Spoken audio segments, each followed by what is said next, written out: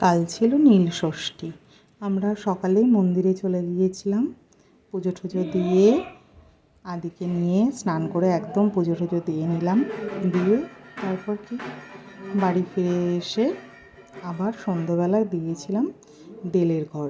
এই যে মন্দিরটা দেখতে পাচ্ছেন ছোট্ট করে তৈরি করা, এটাকে বলা হয় বেলের ঘর। এখানে শিবলিঙ্গ এনে ঠাকুরমশাই দিয়ে পুজো করানো হয়। গ্রামের সবাই এখানে এসে পুজো দেয় ঠাকুরের উদ্দেশ্যে।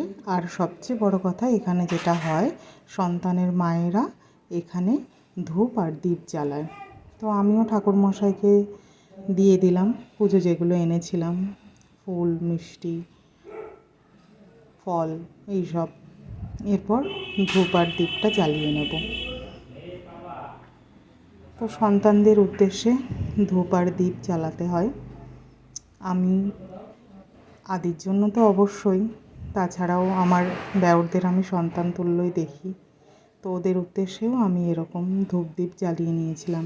আমার শাশুড়ি মায়েরা, কাকি শাশুড়ি, জেঠি শাশুড়ি, আমার শাশুড়ি মা, সবারই বয়স হয়ে গেছে, তারা আর এভাবে আসতে পারে না এখানে।